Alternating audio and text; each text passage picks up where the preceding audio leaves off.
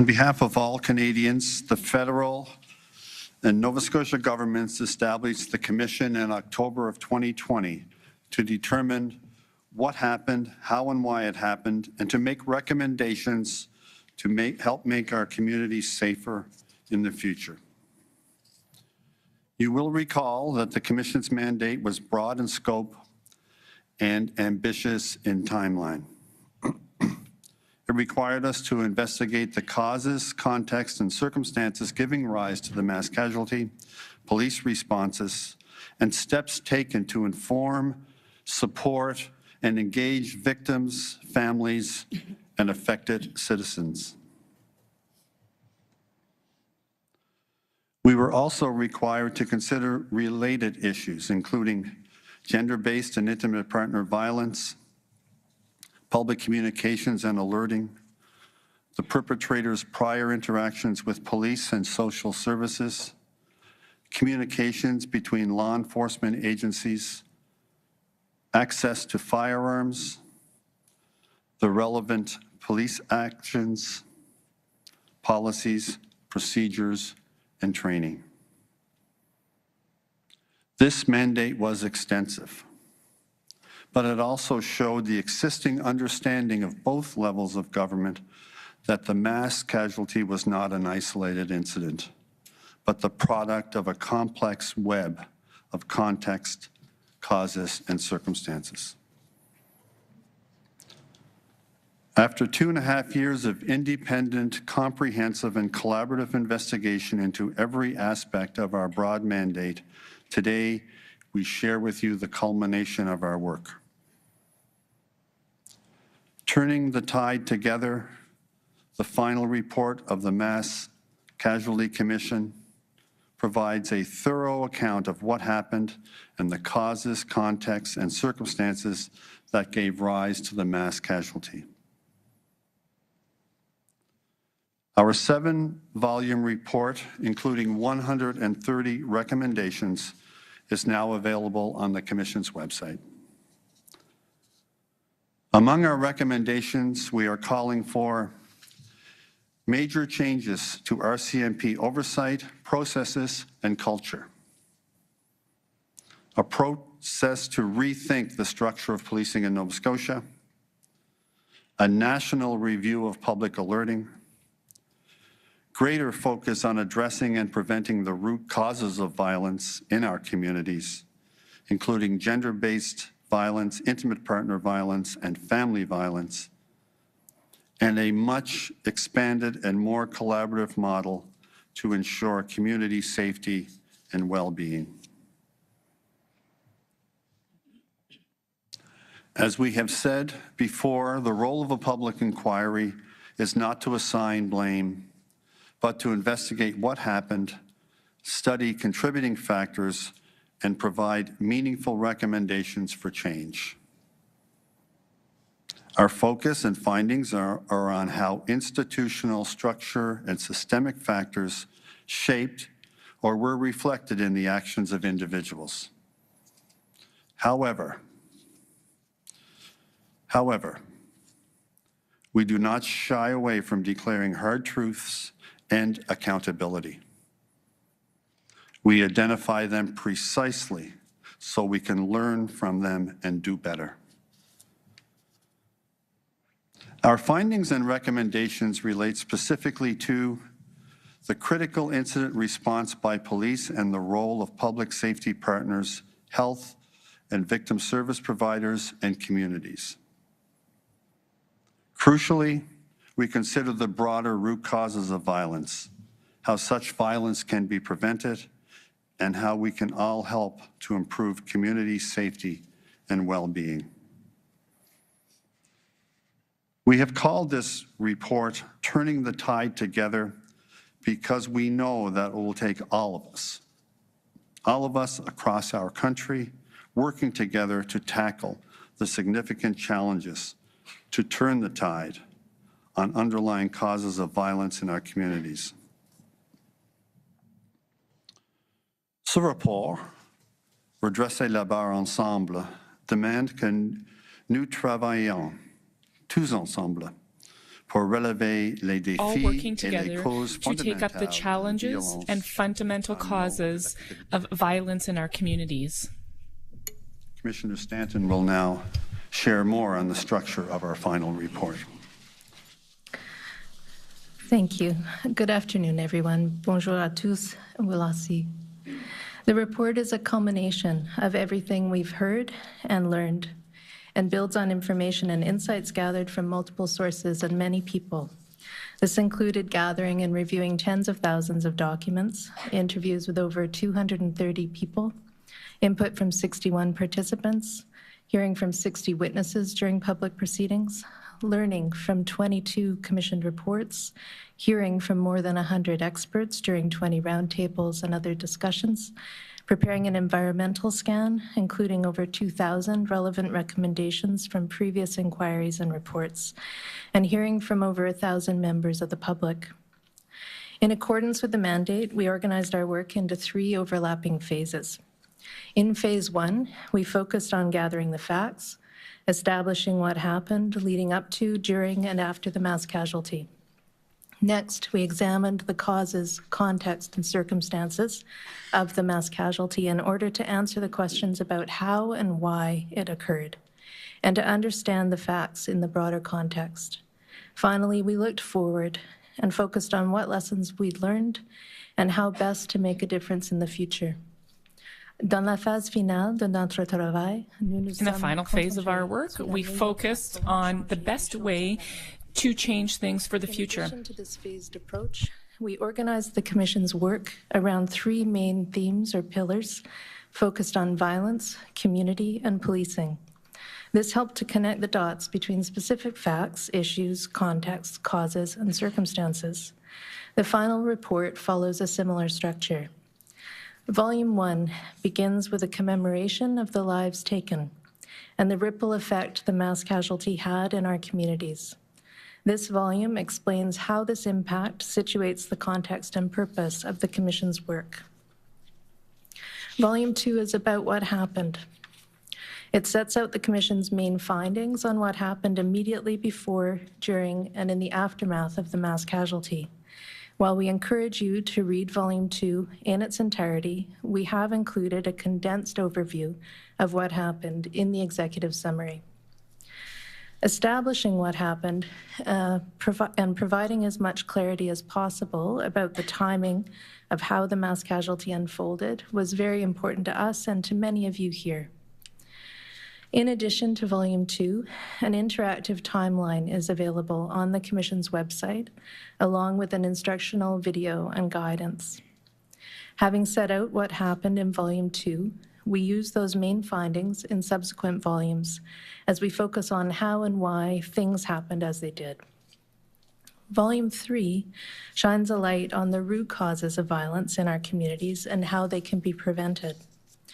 Volume 4 sets out how a broad community-wide approach to public safety will help to address the root causes of violence and make everyone safer. In Volume 5, we bring forward ways to rethink policing in Canada as part of an expanded community safety approach. In Volume 6, we consider how best to implement the many recommendations we've made in the final report, ensuring that actions are taken and sustained.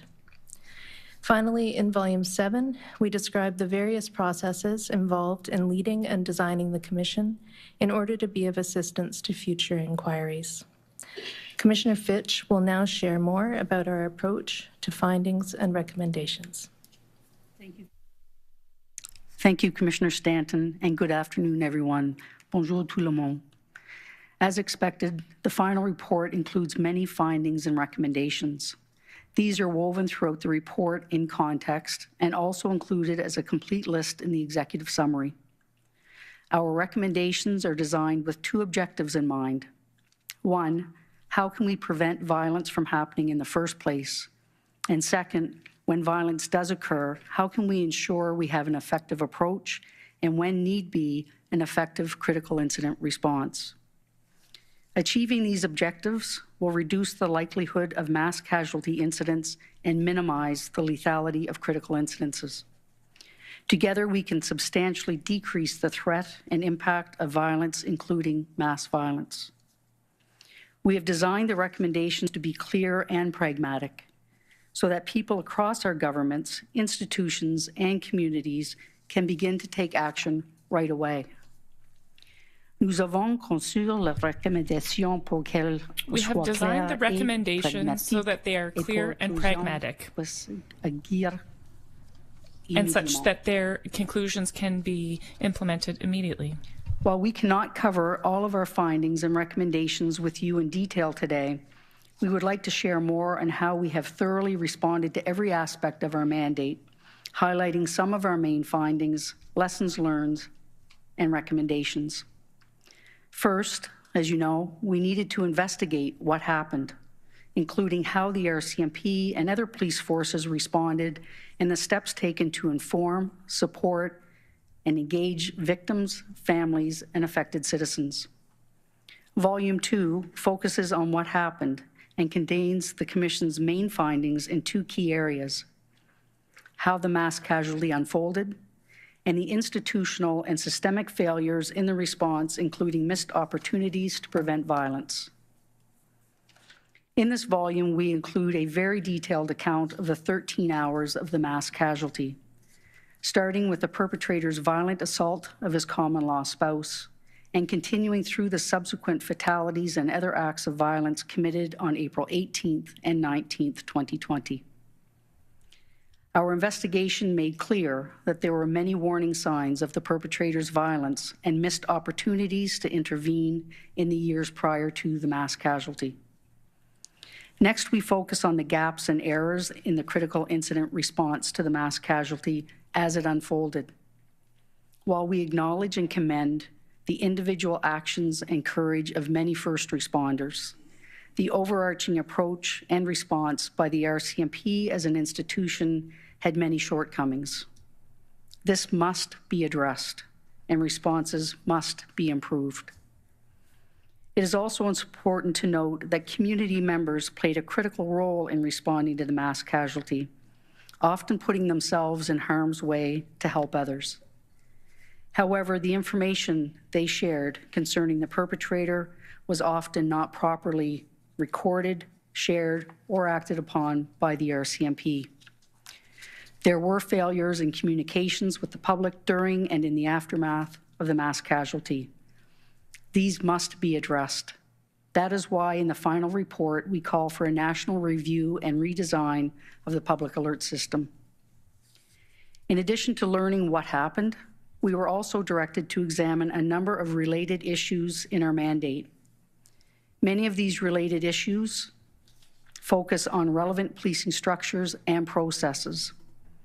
This is why policing has been a pillar in our overarching work and the focus of Volume 5. In Volume 5, we share specific steps that the RCMP, municipal police, and other public safety partners can take to improve critical incident preparedness, planning, and response. These changes will help better protect Canadians and community members and the police officers who step up to respond to critical incidents in the future. We set out principles of effective critical incident response based on preparedness, the uncertainty, community engagement, working together across agencies, and learning from experience. Next, we determined that the future of the RCMP and of provincial policing requires focused reevaluation. There is a need to rethink the role of police in a wider ecosystem of public safety. Significant changes are needed to address various community safety and well-being needs in the 21st century. To do so, the existing culture of policing must change. To ensure greater transparency and public accountability, we have recommended a range of measures. These include amending the RCMP Act to clarify the relationship between the RCMP Commissioner and the Federal Minister of Public Safety. We recommend clarifying the role of the RCMP Management Advisory Board. The bodies that hold police agencies accountable also need to be properly resourced. we recommend strengthening the role of the Civilian Review and Complaints Commission. We also call on the RCMP to adopt a more strategic and coordinated approach to contract policing and core policing functions. For Nova Scotia in particular, we call for a community-wide process to discuss and decide the future structure of policing services in this province. A culture of interoperability between emergency responders and other community safety agencies is required. This includes improved information sharing between all concerned. In addition, we established that everyday policing practices, including decision-making, note-taking, and supervision, must be improved. This is important given all the ways that daily decision-making determines which crimes and which social problems come to broader official attention and how effectively social and criminal problems are countered. Throughout the final report, we emphasize that effective police agencies are learning institutions, capable of recognizing and responding to the changing expectations of their communities, and capable of learning from their past actions in order to do better in the future. To do so, a culture of learning and accountability within the RCMP and all police services is required. Term-limited training must be replaced with ongoing police education. To that end, there must be a complete overhaul of police education in Canada, followed by recruiting officers suitable for modernized policing. Such transformation is essential to improve all aspects of the RCMP's future work and that of other agencies. We also identify the need to make sure police understand the importance of securing the safety of all those who experience and are at greater risk of violence. This will entail a much greater focus on violence prevention and better ways to collaborate with other services. Most importantly, the RCMP must finally undergo fundamental change that previous reports have called for. Canadian society is at a critical juncture with respect to the future of policing. The road forward must include a reckoning with the unfulfilled promises of community policing and a commitment for community safety and well-being for everyone in the future. La société canadienne se trouve à un moment critique. Canadian society finds itself at a critical moment when it comes to the future of policing services. We must address the ways to meet these policing issues. Recommendations concerning violence. Thank you, Commissioner Fitch. Consistent with the related issues in our mandate, in Volume 3 of our final report, we focus on violence, and in particular, how it is critically important that we address the root causes of violence. One question we considered is whether mass casualties can be predicted. We concluded that rather than prediction, the focus has to be on prevention and effective intervention.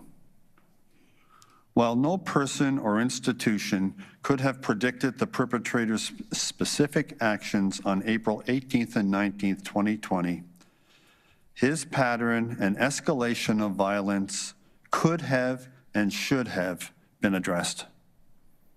Many red flags about his violent and illegal behavior were known by a broad range of people and have been brought to the attention of police and others over a number of years.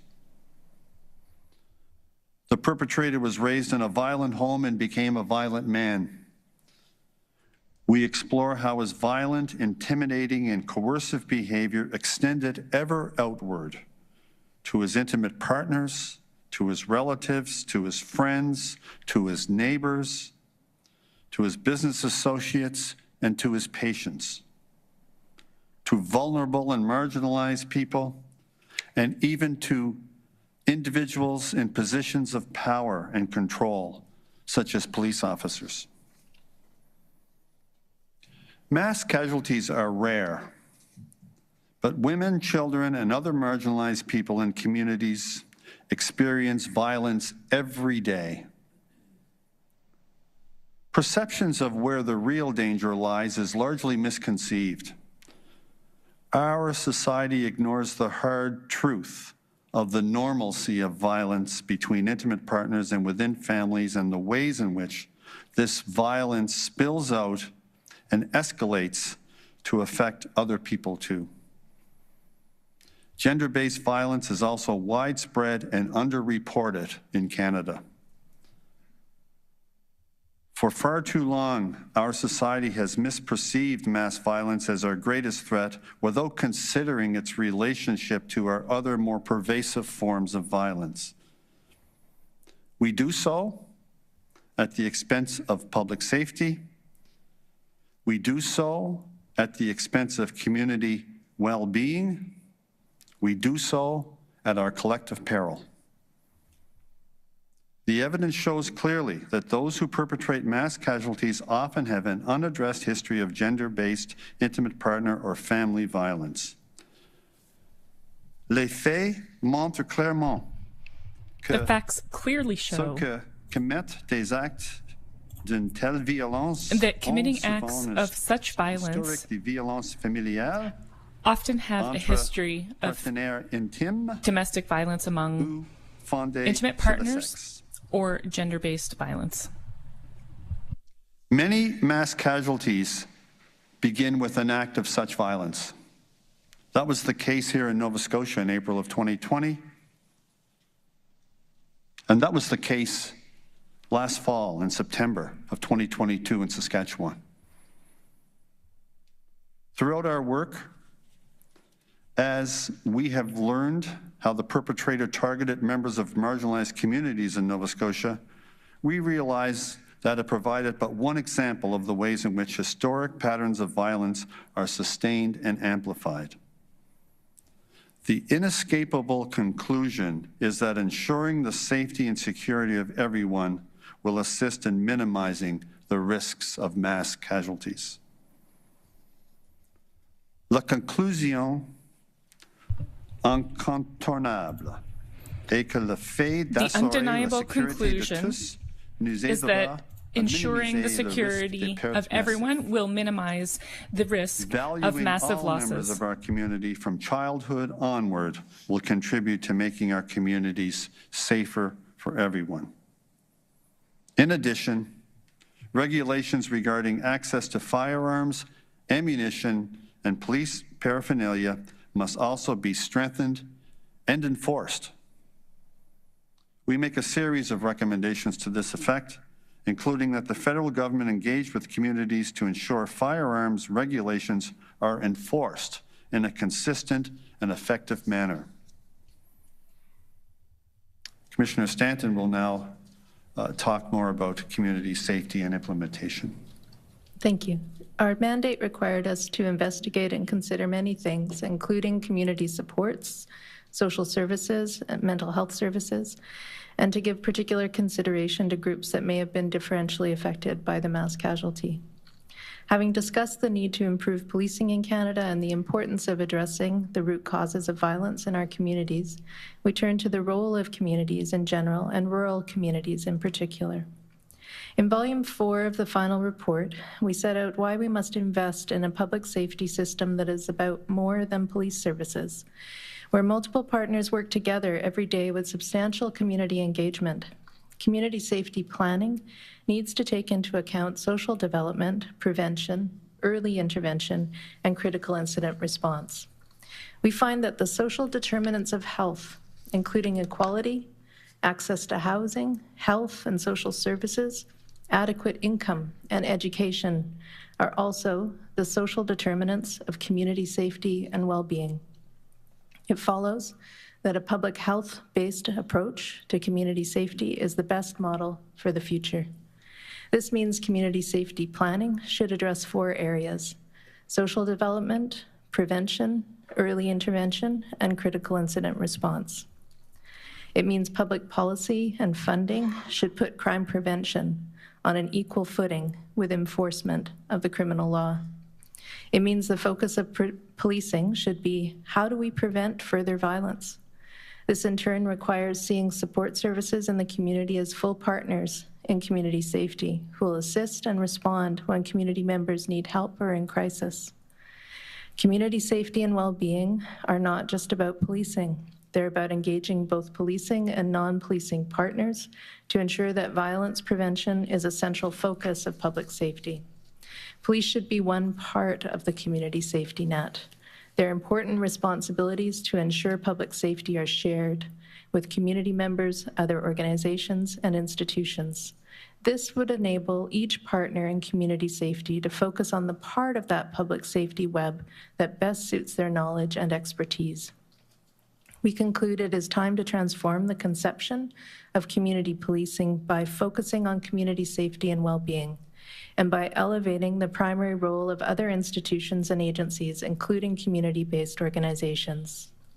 While we must place community at the center of our public safety system, police services will continue to have a vital but not exclusive role, performing the duties for which they're best suited.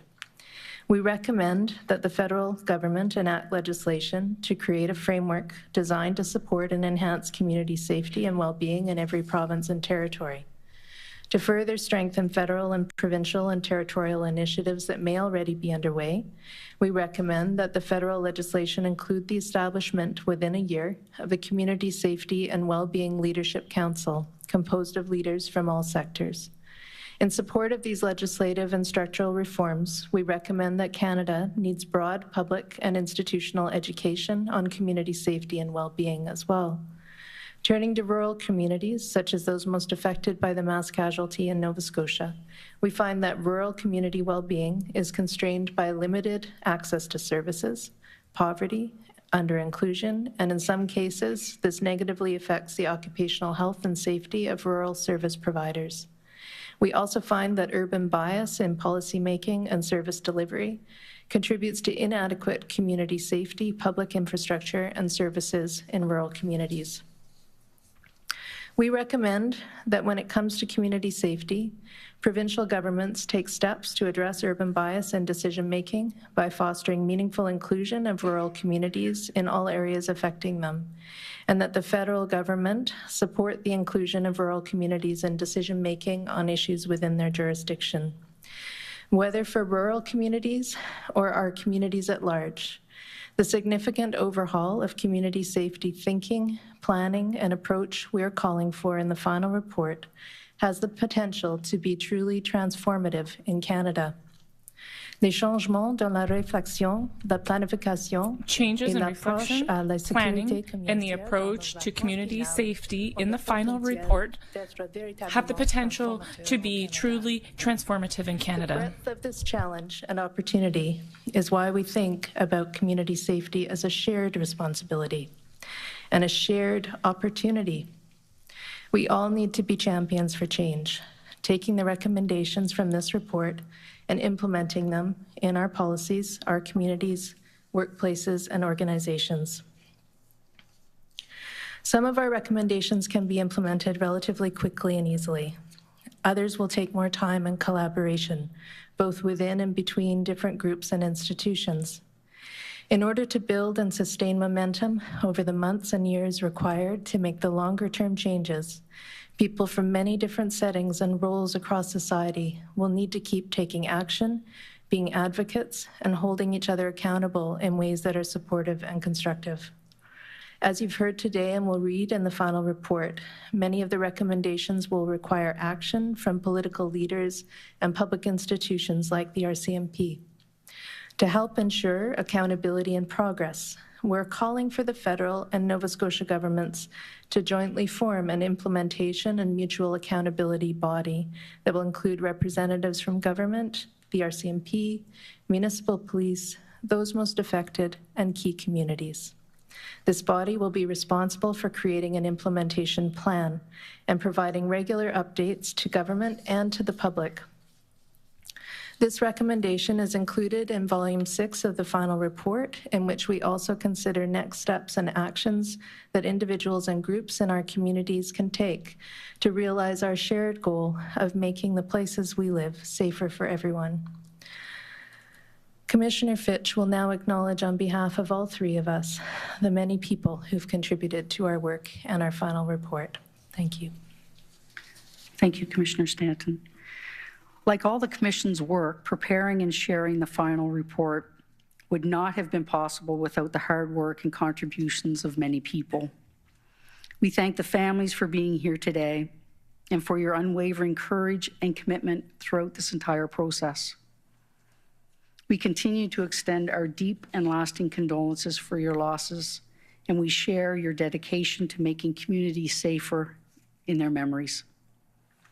You fought for a public inquiry, and you have called for meaningful change. The final report can be the blueprint for that change. We encourage you, if you choose, to keep speaking up to ensure that positive change happens.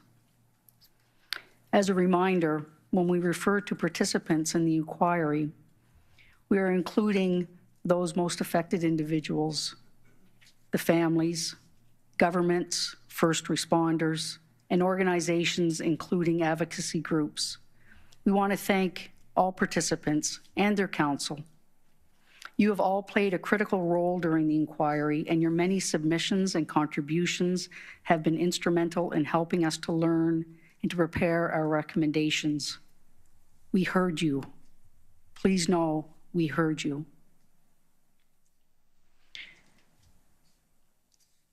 Now the final report is ready.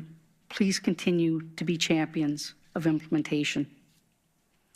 We also thank the many other people who have contributed to this work, including emergency responders, witnesses, roundtable members, commissioned report authors, community organizations, the media, service providers, members of the public, and every member of our commission team.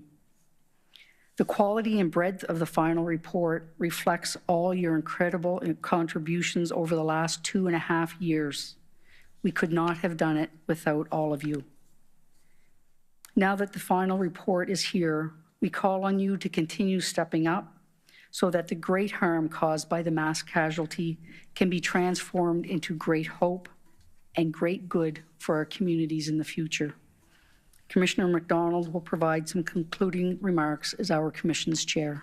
Commissioner MacDonald. Thank you, Commissioner Fitch, and thank you, Commissioner Stanton. It's been truly an honor to serve with each one of you, and I know you feel the same. To all of you joining us today and to all Canadians, we are pleased to share the Mass Casualty Commission's final report. It comprehensively responds to every aspect of our mandate. It sets out what happened.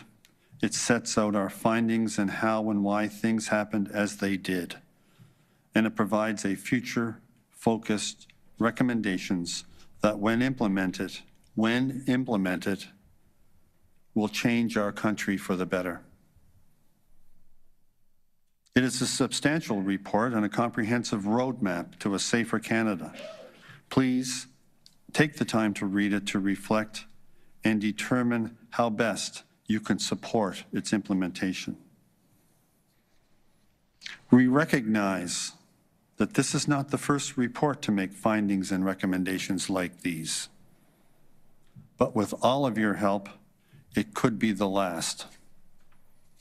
Let me repeat that. With all of your help, it could be the last.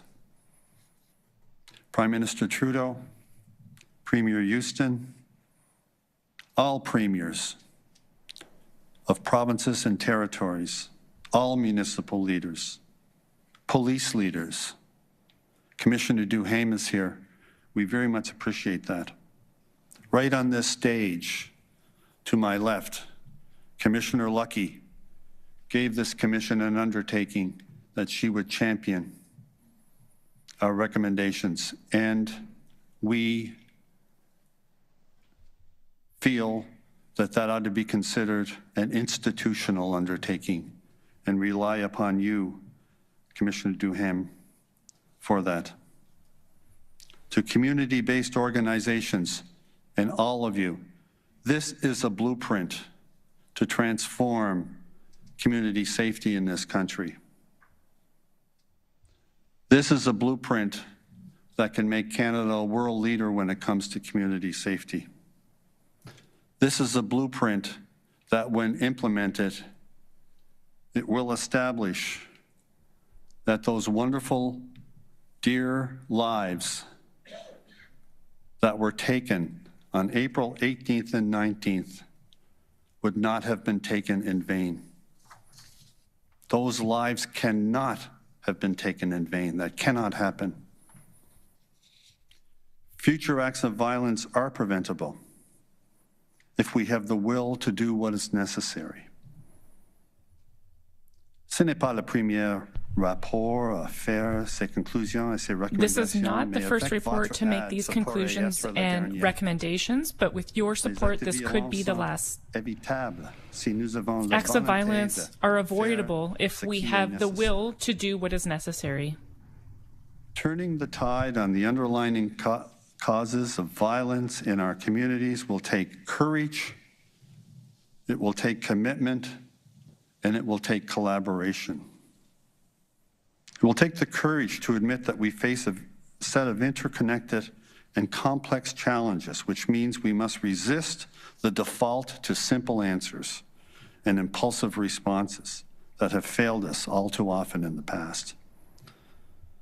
As a country, we need the commitment to keep going month after month, year after year, making steady improvements and sustained efforts to shift entrenched values, fix broken systems, and make violence prevention our guiding star. Most important of all, it will take collaboration from all Canadians, including leaders, policymakers, first responders, service providers, public institutions, community groups, and members of the public. So we are relying on the various offices, the Prime Minister's office, the Premier's office, all levels of government, police leaders, all police leaders, chiefs and leaders, relying on you to do right by all those whose lives were taken and to do right by all those who remain suffering in heartache. Surtout, il faudra la coopération de tous les Canadiens. Above all, it requires the cooperation of all Canadians to make the eradication of violence our guiding principle. Meaningful, practical, and sustainable recommendations for the future. Now we call on you to implement them and make our communities safer for everyone.